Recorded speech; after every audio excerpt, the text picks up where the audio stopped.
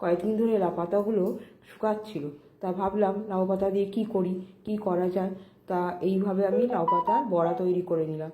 প্রথমে রোল করে কুচি কুচি করে কেটে নিলাম এইভাবে। তারপরে এইভাবে কুচি কুচি করে কেটে এরমভাবে বড়া তৈরি করলে খেতে খুব ভালো হয়। গরম গরম ভাত দিয়ে তো খুবই ভালোই লাগে।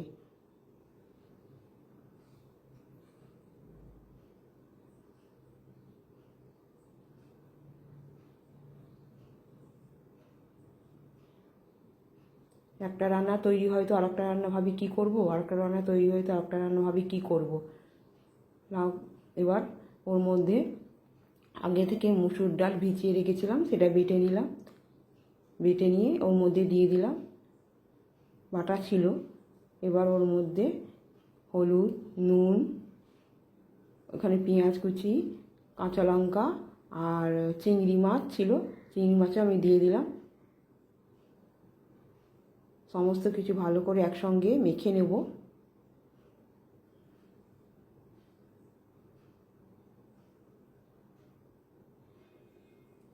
আর এটা ক্রিস্পি ভাব আনার জন্য আর একটু আমি চালের গুঁড়ি দিয়ে দেবো। চালের গুঁড়ি দিলে একটু মচমচে ভাব হবে, ওই জন্য চালের গুঁড়ি দিয়ে ভালো করে মেখে নেব। তারপর কড়াইতে তেল দিয়ে দিলাম, তেল গরম হয়ে গেছে। বড়াগুলো দিয়ে দিলাম। এরকমভাবে বড়া তৈরি করলে খেতে খুব ভালো হয়, গরম ভাতে তো অপূর্ব লাগে। তার সঙ্গে আবার চিংড়ি মাছ পড়েছে। সামান্য কিছু উপকরণ, ঘরে যা থাকবে তাই দিয়েই তৈরি হয়ে যাবে।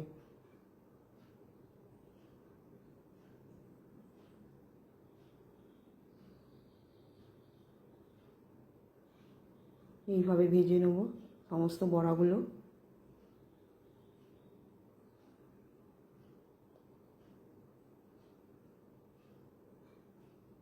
লাউ শাকের কোনো কিছুই যায় না ফেলা।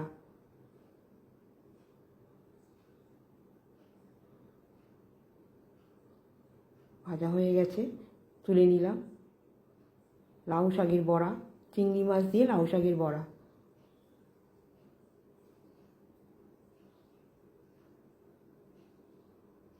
ভিডিওটা যদি ভালো লাগে তাই লাইক, কমেন্ট, সাবস্ক্রাইব করতে ভুলবেন না, পাশে থাকবে।